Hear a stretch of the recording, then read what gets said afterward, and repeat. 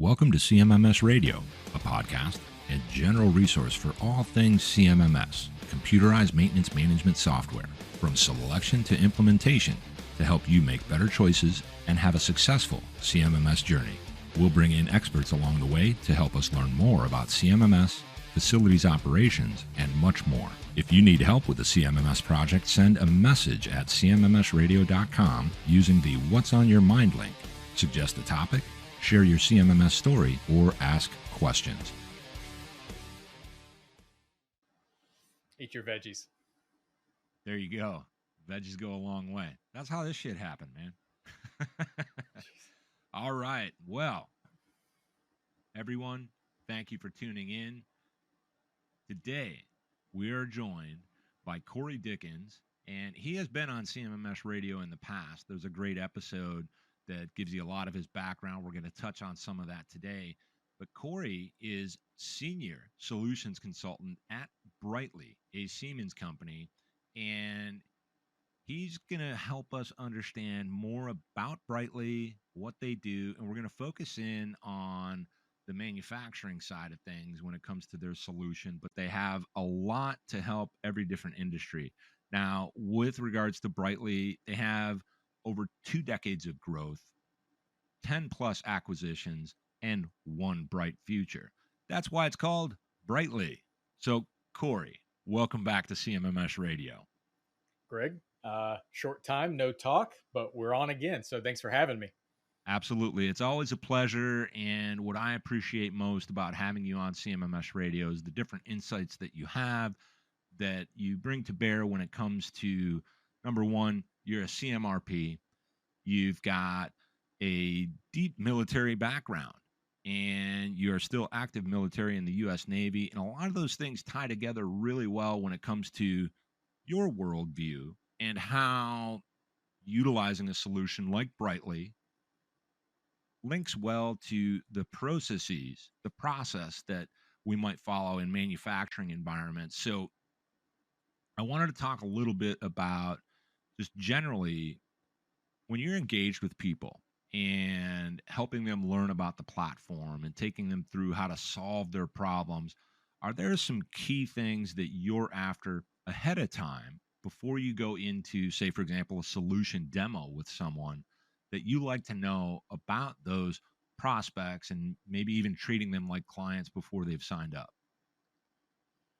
There's a lot there. That's kind of my whole job, right? Is to get passed down some kind of notes, either from an SDR hot handoff or a discovery call by the reps, right? Depending on just the velocity of it coming in.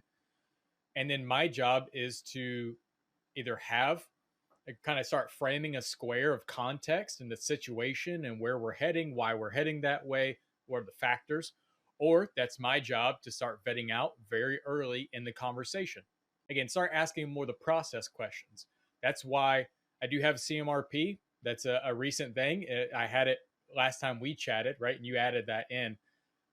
That's great for me. My background in manufacturing, I wouldn't have gotten that certification without having that context and having that background, especially Navy too. But now it comes in even at play, vetting people and vetting what they're talking about, because again, some people just know surface level what their problems are and what they're trying to accomplish, but what's the next step, right? A point solution is great, but that's it, a point solution. So I need to educate them to have that awareness. What's the next step for the business, right? How do I tie this back to the long-term strategy and objective of my organization? So I'm asking a lot of questions. Again, I ask the general questions, what spurred this change, or if they've used a solution in the past and they're not using anything now, or they looked at us previously and they're back, what's different? I really like that one. It's very simple. You leave it open. What's changed? And why is this time going to be any different? Right? I want to give people the best benefit of the doubt and say that if you're here where you're taking time out of your day to have this conversation, we have the best intentions. Maybe now we have the approval, we have the budget. You and I both know generally that's not, they're just coming back on another fact-finding mission. So we need to start planting the seeds from a consultative approach. Why is this going to be any different? Help them start turning the wheels in their head to figure it out, because only they can answer that question. I can't. Absolutely. Absolutely. Now, one of the things that's interesting to me, and I think would be to a lot of people, is the backstory on you joining Brightly. Originally as a solutions consultant, and now you're a senior solutions consultant. But I wanted to talk a little bit about that because you yourself, having a manufacturing background, you were exposed to and got introduced to the Brightly solution from that environment first, which I think is a really big advantage to those individuals that are engaged with you on demonstrations or conversations around how they're trying to improve their manufacturing environment outcomes. So, could you tell us a little bit about that particular story and how you got exposed to Brightly originally and why you chose it? The origin stories. So Yeah. without blowing that out, we could talk a lot about that. I'm sure I've told you multiple times we've had these conversations, and each time something new comes to light about it. So yes, it helps the fact that I was in their position. I again talking to hundreds of manufacturers every single year, trying to make a difference, trying to get better, looking for tools to help them. They're like, hey, this is the third or fourth demo I'm on. Oof, right? Again, from my situation, I was in your shoes. I did 6 demos. I had multiple people calling me, all at the exact same time, right after I entered my information into softwareadvice.com, right? Hmm. It's kind of just where people go. You search what's the best CMMS system, and it takes you to Software Advice because they pay for the top ad spot. So it's the first thing you see. You click on it. Hey, put your info in here. We'll give you a list of 5. Right. Well, then they send that info out to those 5. Those 5 immediately start calling you, and it's kind of first come first serve, right? There's an idea if we're the first one to get to you, we have a better chance of winning. So I looked on the market. I saw some really good solutions, right? There wasn't a solution I saw that wasn't good, that didn't meet someone's needs and solve someone's challenges. To me, again, I started going through the assessment. I started understanding what civilian computerized maintenance management softwares entailed because my experience at that point had only been with ones in the Navy, right? I even tried a free version of a particular player in this space, which is a great option. But it was more of a validation for me. Yes, I can use this, and yes, it's going to add value. So once that was done, that was like 2-3 days. I was like, all right, I'm done with this. I can only enter in so many work orders, track so many assets. I can only have like 1 p.m. schedule. It's just very limiting, but it was a great tool for what it was. So I took that and I had to start understanding bigger picture questions of what is the business asking of me and what do I need from a system? Again, solve today's challenge, but also tomorrow's. Like I need to start anticipating and having the right solution or the right tools in my tool belt to solve those challenges, right? So I looked on the market, I saw 5 or 6 solutions, a lot of the named players and top players that you know of. Hmm. Brightly settled for me, one, because it's a very capable system, right? It wasn't too expensive at its core or the lowest end of it, but it had a lot of upward mobility, right? I got the core CMMS with all the modules you're accustomed to. I got the analytics module. I got standard implementation with a detailed roadmap for implementation. So, how I was going to be successful and what they do versus what's my responsibility. That was key. Um, that and the mobile app. Again, just core functionality, nothing too big. But what really stood out was the people, right? The people that I dealt with during my sales process for Brightly, then Dude Solutions, they just stood out. I enjoyed talking with them. Like my point of contact was a former plant engineer, so he spoke the language. So it was real easy to talk shop with him, and he was anticipating because again, he had the understanding, what am I talking about, but what do I really mean? He was able to read through the lines, right? So that was key versus some other people to their benefit.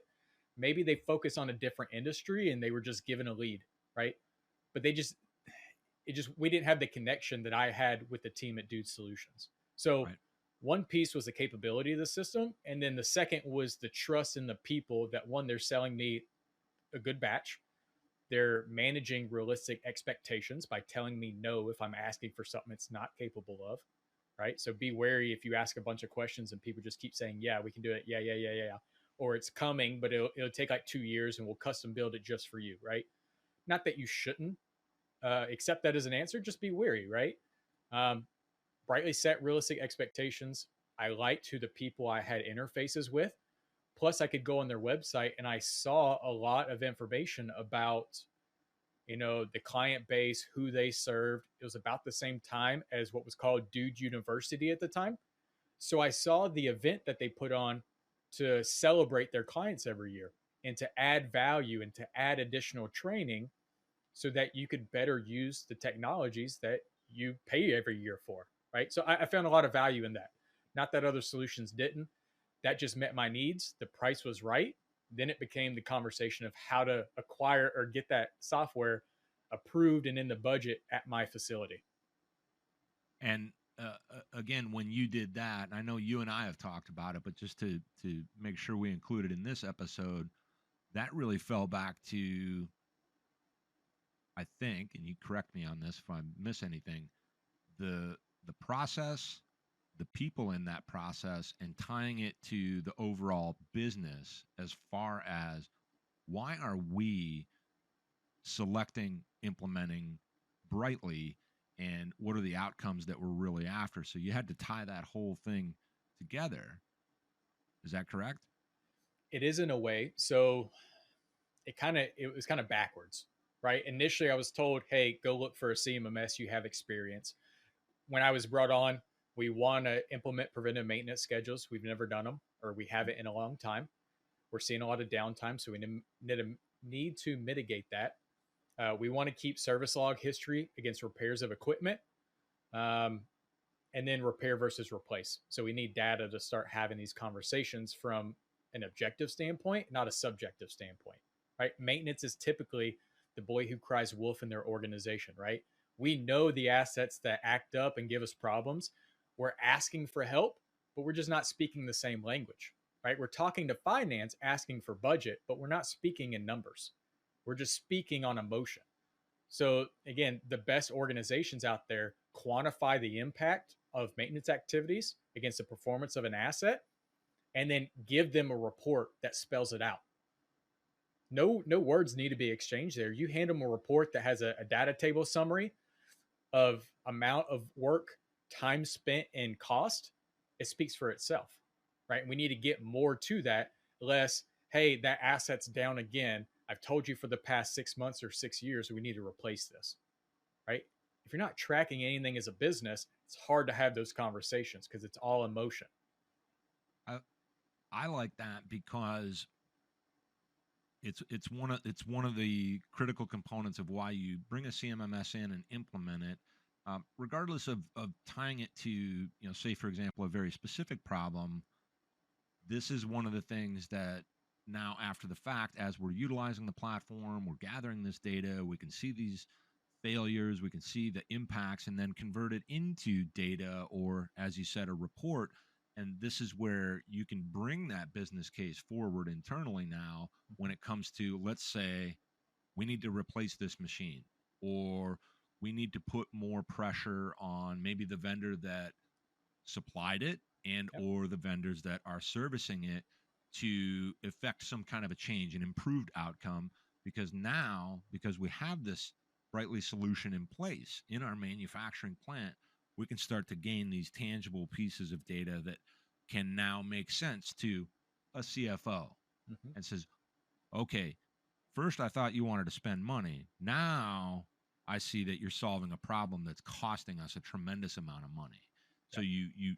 you have this available data to make that internal business case for that. Or maybe, just Mm. kind of spitballing here, maybe you need to show that there's a manpower issue, and for your plant you need to justify bringing in an extra body for a specific skill set, and you can tie that to not just the story, but it has the numbers behind it so that people can get on board with that decision. I love all that. Yep. That's one of the critical things about having a CMMS in place. So now I want to switch to present day. You're now a CMRP, and you get this kind of incredible viewpoint where you can look back to those days when you implemented a platform, and that comes to bear when you're working with people now. So you're heading into a demo, and you don't just have to focus on what that client needs to see, but you can start gap filling on their behalf with your CMRP certification. Does that kind of unfold that way for you? It can. And just to go back just very quickly Hmm. to your point about that, again, I was backwards in the fact that it really didn't matter which CMMS I was offering my business once I made the decision because I did it reverse, right? I didn't have the justification, the understanding we need a CMMS. I was just told to go look at CMMSs. Hmm. And then when it came to cost, it was okay, now why a CMMS in general, right? Let alone Brightly or Dude Solutions, let alone the other ones Corey offered. Because I gave a top three and I gave the price breakdown, but I also gave pros and cons of why I recommended this versus the other. Hmm. But what I missed, and we talked about with the OODA loop, lesson learned, hindsight's 2020. Let's put one foot in front of the other and let's first educate those who are decision makers on the value of this, not just the ROI of the solution, but to your point, if we start becoming data driven, and data is one thing, but information's another, right? Information is data with context. So if we can start providing that, and a CMMS helps tremendously in that lift, because I don't have a data scientist, I don't have time to sit there and build all these calculations in a spreadsheet, right? I'm just not that great with Excel. There are pretty relatively cheap solutions on the market to achieve that means to an end for me. So I go that route. So we needed that. If you have enough history, you can show trends. That's what's going to help them. It's not only the information, the context of like what's happened in the last year, but what's that trend look like? Because if we don't do anything, what's our cost of inaction, right? We have to do something. Now you start giving them outs. We don't just have to implement a CMMS, but maybe we beef up our budget next year for bringing in outsourced contractors to do some of this high skill labor that we don't have the skills for. And we slowly start mitigating and adding that skill to our current workforce, right? Upskilling your current staff, going to operator care, whatever it may be. Yeah. So to your point, I missed that step. I should have done that. And again, to your point now in these conversations, I need to understand, is this a why Brightly versus other CMMSs, or is this a why CMMS in general? Now, I don't like to assume, even having the CMRP, I can be prescriptive, I can be consultative. I don't like to assume. I just like to flat out ask questions and see what they know. Again, I'm not trying to say that people don't know certain things. I want to start opening their eyes and start connecting the dots for them because they're the ones who have to go back internally and sell this, not me. They can bring me on these conversations, they can bring our sales rep on the conversations. That's fine, but it's going to be heard best from internal resources. And as George Williams says, it's not your job to convince them, it's your job to educate them. And if they decide not to do it, there's nothing you can do. But with the education and awareness piece, we have to make sure we're clearly defining what we're talking about. And then again, we need to define what's the problem statement, what are we trying to solve, and how does this solution help us as a business long term, not just point solution. So Right. I'm trying to help connect those dots for them. I am anticipating certain things at times to get ahead, but I always come back to I'm trying to solve today's problem. Let's cover that first. Right. But then what's that future state look like? How is this going to be successful in 3 years? I like that. And I think, generally speaking, whenever we're working with clients, we are really trying to see where they're really going with this, because we're entering into these relationships with the goals aside from the money, the revenue, the ARR, and all this stuff. We all know that. Everybody knows that's going on, but we want their outcomes to be very substantial, positive impacts that are so substantial that they can move themselves into a state of continual process improvement and or optimization, however you want to refer to that. I think that's what we're really after for everyone when we first find that they have the right kind of problems. I don't know if that's really what I mean when I say it, but they've got the problem that we can absolutely solve, and we're solving it in a way that meets their process, meets the way that they work. And now we know they can start to really elevate their operation as a whole. That's really the quote unquote end game, or the ongoing why we're really doing this. Yeah. And then what do you see now as a senior solutions consultant? You're helping people to see and understand how the system really works, how it's really going to deliver on those outcomes and those impacts and actually solve the problem. Do you get involved after the fact? Are you ever brought in once somebody's actually a client and on board with Brightly, where they might pull you back in to revisit something? Because now I know you're not in the training department or anything like that, but do you ever get called back in on something to help out? There are kind of straggling questions from time to time, right? It really depends on where it is. Again, we have different levels of it get passed through between account managers or designated CSMs, right? And Mhm. everyone goes to someone, so Right. someone's responsible for that. Now, a lot of times when I see it, generally it's either talking about expansion. So they come in one facility, they just want to get a foothold. Okay, now we have 2, 3 sister sites that want to come online too. We want to consolidate, right? So we'll give demos for that. I guess sales terminology call that an upsell or expansion, right? Expansion, not an upsell. Right. There are also times where maybe the champion has changed out 2, 3 years down the road, and whoever the new maintenance manager is, maybe they're just having a difficult time and they just want a quick refresh, right? Like a 15-minute call. I'm not doing anything in their system. I'm showing my demo account. I'm just walking through basic functions, maybe showing some tips and tricks here or there, right? Right. Now, if they need someone hands-on, boots on the ground again, or dedicated, virtual time to do some consulting work, we'll pass them off to professional services, right? Got it. And that's why we have that team. And then do you also have, it's a silly question, but I figure I'll ask it anyway. I already know the answer, but you have account management, Mm-hmm. customer success in place to really help and guide these clients on what they're doing. And of course, that's certainly about retention, but it really is about the client outcomes as well, making sure they're Yep. well, they're healthy as it relates to the utilization of the system. They're really maximizing what they can get out of it, all that great stuff. Value realization. I like it. Value realization. Yep. Now, do you internally sometimes work with those teams, not in front of the clients, but behind the scenes together to see, figure out, and understand, what maybe personnel on the account management team and or CS team uh, are missing as far as their own gaps and how to help a particular client? Do you get involved in that at all? I don't think I personally do. There are probably people that do, especially when account managers or CSMs are coordinating together Mhm. with director of CSC or with sales management themselves. So I'm sure that conversation happens. Um, if I've been pulled into it, again, it may have just been framed in a different context where I didn't know that particular situation was happening.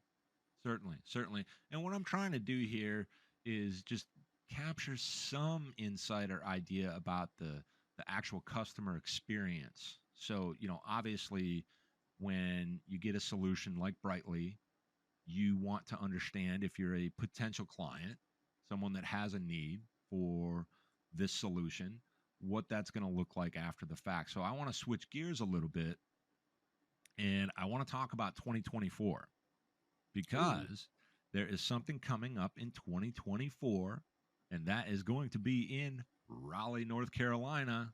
And instead of me talking about it, I'd like to have you talk about it. And I am talking about, illuminate.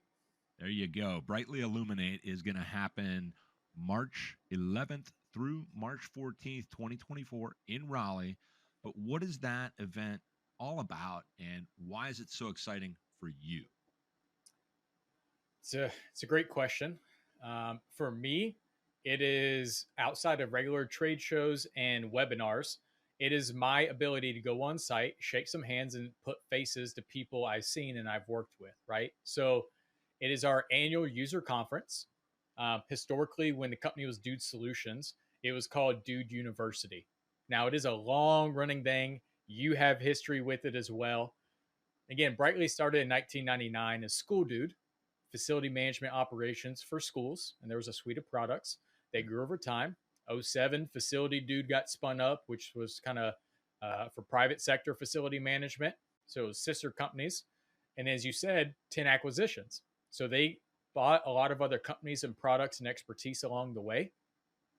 2017, we acquired Bigfoot. by Smartware Group, Paul Chance. I know you're going to have an episode with him soon. Coming Um, soon. so that product got brought in. We merged the two products that became Asset Essentials, our flagship. Again, we talked about it for healthcare specifically. We have the Works Hub, which is a very well known standalone product, CMMS, with different modules specific to the healthcare and senior living community, right? So that's where that is. So I got to say this because a few people, not that they got it wrong, they just, a lot of things were happening, right? So March, a year and a half ago, we were Dude Solutions. We knew a new company name was coming. We were private equity at the time. And then at our annual user conference, the last Dude University, they announced we were rebranding to Brightly. Brightly Software is the legal name, right? So we didn't get acquired. Brightly did not acquire Dude Solutions. Dude Solutions just retired the name and became Brightly. There are a lot of reasons why that was done.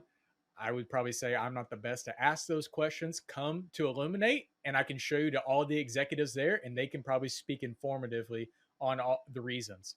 So, shortly after that, announced at Illuminate, we were acquired by Siemens, right? So, that's over a year now. It's been going great. A lot of momentum is like building steam and rolling up. So, it's going to be fun, right? So, by the time people start coming to Illuminate this year, it's going to be fun. There's going to be a Yeah. lot of bombs dropping. It's going to be interesting. So now it's called Brightly's Illuminate, and the tagline for it is bringing the best ideas to light. So it's bringing all of our customers that want to come together, right? They come to Raleigh, North Carolina. We have the hotels blocked all around the convention center in downtown. There's a great Raleigh nightlife as well. We even do a drone show, right? So Siemens, I think Siemens owns the drones, maybe, or they have the company that does. We bring it and they do the Brightly logo in the sky. They do our platinum sponsor as well. And they do some cool stuff with drones. So it's really cool. But the biggest and best thing about Illuminate is not only the SMEs that Brightly has on staff, like myself or Luke Anderson, Dan Arendt, Mark Mogul, any of them speak to specific sessions about their clientele or others that could utilize Asset Essentials or the Works Hub or any other products. We also allow clients to pitch ideas and host their own educational sessions for other clients, so peer to peer. Last year, I hosted the Manufacturing Industry Connect, which is all of our manufacturing clients that showed up. We got together in a breakout session, and I had 3 other manufacturing clients show up and sit on a panel, and we discussed certain key topics related to manufacturing and what they're looking for this year, how they're justifying headcount in the solution, right? Again, peer to peer. Less Corey up there just droning on and on and on, although I did do my OODA loop presentation there as well. Mm-hmm. But I think the value is just, I do it too. I took all those clients that I was working with on the panel and I just started introducing them and networking them to all the other manufacturing clients. We also do demo stations. So all products are live and we have a SC like myself there every single day hosting just impromptu trainings. Hey, I'm a legacy facility dude or school dude user. I'm looking at up or migrating to Asset Essentials. I have some questions about parts and inventory. Walk me through it, right? And any of us can handle that. Or I have questions about energy management or facility or origin, strategic asset management. We have those SMEs there ready to go. So we also have all of our client success team on site to do account optimization reviews.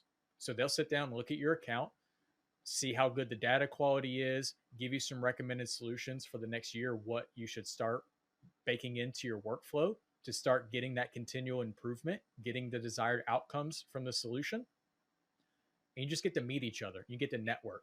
And the best part, the hands down best part, very last day of the conference, before we do the final, the closing remarks, we do like the celebration tunnel. So all Brightly employees gather kind of like a ring of honor on both sides, Mm-hmm. and we celebrate our clients. So then our clients walk through that tunnel into the closing remarks ballroom, and we just celebrate them, right? Like we wouldn't have jobs if we weren't providing values and products that our clients utilized. Mm-hmm. Like we wouldn't be here. Now that so the, the whole thing really, when we boil it down, I mean, obviously, got these great solutions.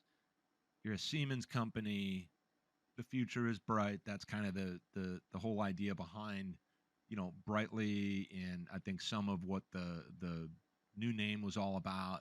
But getting that peer to peer support, I think it changes things a lot, because even on CMMS radio, when if somebody asks me, hey, where do you start if you're looking for a solution? I say, well, there's so many solutions out there. The first thing you should probably do is talk to people in your network, colleagues, and especially people in your exact industry that can tell you what they're doing, how they're benefiting. You know, that's really important to get everybody together, and then celebrating them. We obviously know we're not we're not going anywhere if we don't have clients. And then Yep. equally as important is keeping those clients not just engaged but benefiting. This is that elusive win-win I've been talking about for years, and I'm going to keep talking about it. Nobody's going to knock me off that soapbox, because I think that's really what you want to do. Profits, this, that, sure, we all know that. Get all that right, and then clear the way to focus on our outcomes.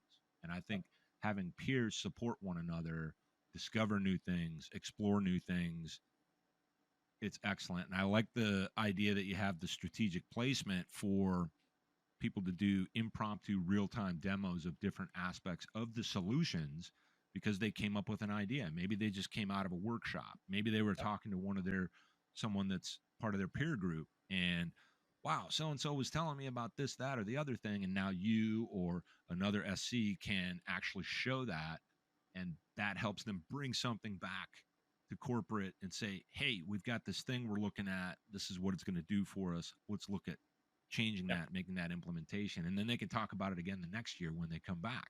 exactly. Right. That literally happened this year is we did the session on smart assets, our IoT platform, right? And we had the CEO from that company, My Devices, come out, our sensor provider, Mhm. and he talked about it, gave a great session, very informative, again, to a lot of very broad industries that may not have really understood the technology, understood the value proposition. They came out of that and they flooded us at the demo stations, right? Again, like we each had 2 stations for every product. All of a sudden, every station was all doing smart assets. Like we're all showcasing it. I had some people already asking for pricing right then and there. They're on the website, they're picking out the sensors that they need, they're having these technical conversations, and then they're taking it back, getting a quote, and we're moving on pretty quick. Again, it's the value of it. And this year, we're going to invite them back and let them speak on how that journey went. Again, don't just listen to us tell you what the implementation looks like when it goes perfect. Listen to people who have done it and learn from their lessons learned too. And we take that same feedback. How can we mitigate those risks during implementation? Because that's a newer product, right? So we have to learn and we have to evolve our processes over time to make sure it's as beneficial for the clients as anything. Absolutely. I think it's you're doing a service for your clients and your potential clients when you get the information from the people that are actually using it, Mm-hmm. not the people that are showcasing it, selling it, and all that. We know that's important too, Yeah. but it's like anything else we do in life and business, where we want those insights from people who are actually doing it, right? If you knock Yep. on my door and you want to sell me solar, I'm not as interested in talking to you as if I'm talking to one of my best friends that just put solar on their house a year ago and they're telling me all the cool stuff. Same thing Yeah. the sales guy's telling me, but Yep. I don't want to hear from him. I want to hear from my buddy that's telling me the reality, right? So That's what I love about this job is sometimes it's so easy because our clients they talk to each other. Right now, certain industries talk to each other more than others. Right, mhm, manufacturing we're a little bit more competitive, a little more trade secrets. yeah, But there are times where they ask for references, and we have references that tell us, yeah, you can share my name, you can share my company, right? And we'll link them together. I even had one. I did a very brief demo for an executive leadership team. mhm, I pulled them up on the map right beforehand.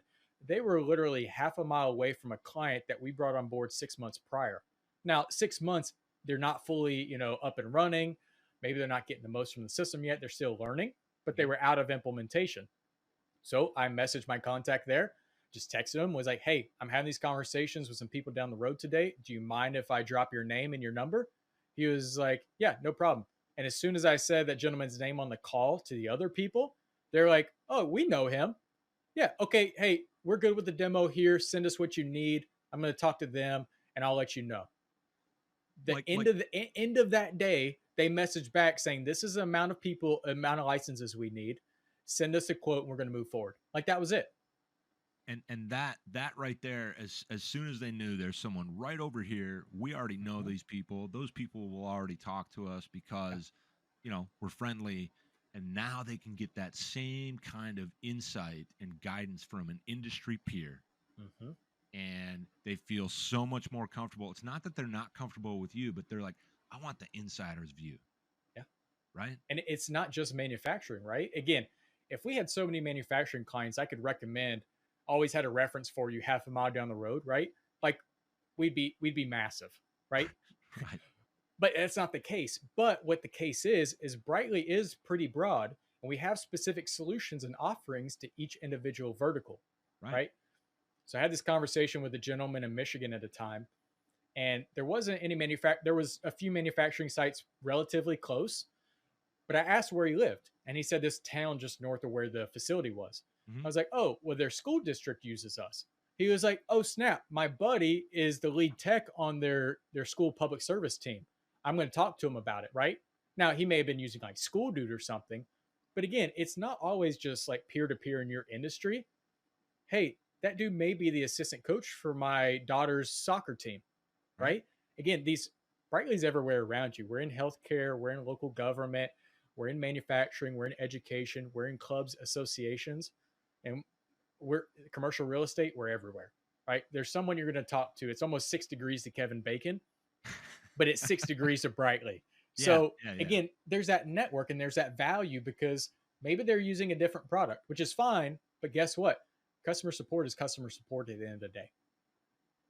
It is. It is. And And now we have dedicated teams to each product into each vertical. We're large enough to have that ability, and that's a blessing. But at the same time, hey, from your understanding, when you reach out to them, did you get like a chatbot service, or did you get a live person? Did they answer the phone? What was the response like? Right?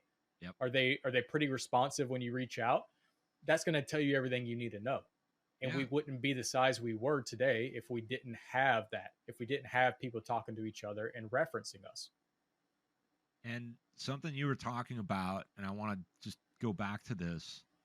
When it comes to implementation, it's one of the central things. Once someone's really ready to move forward, it's one of the central things that causes concern. So having that ability to talk to someone that's been through it. So even in my days, representing CMMS platforms, somebody wants to know, hey, is there someone I can talk to and I'm that's in my industry? And I say, well, I've got a client that's in your industry, but they just signed up. They've been with us less than a year. Let me talk to them first Yep. and see if they're comfortable talking to you, because that prospect wants to get the real deal experience about the implementation. Did they really help you? Did they really listen to you? Did they understand it? Did they get it right?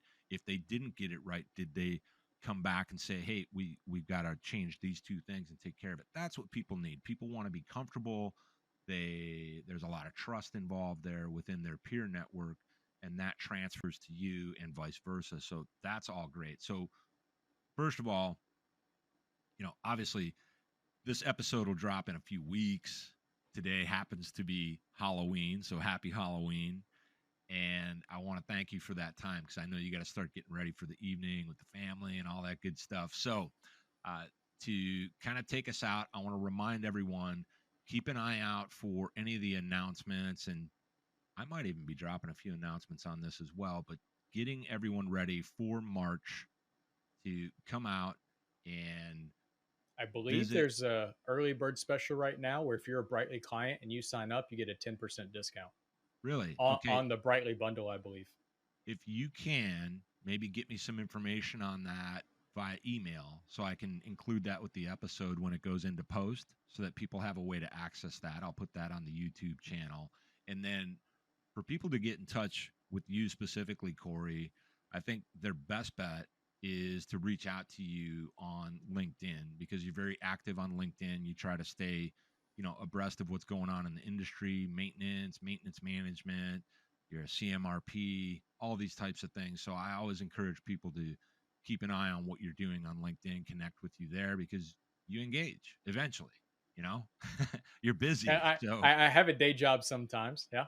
yeah, for sure, for sure. And until next time, thanks for being on with us today, Corey Dickens on CMMS Radio. Rock on, brother. Did you find this episode helpful? Please send us some feedback, suggest a topic, or ask a question.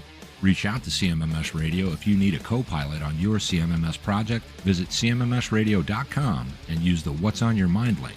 Thank you for tuning in to CMMS Radio, your resource for all things CMMS, from selection to implementation, to help you make better choices, learn from industry experts, and have a successful CMMS journey.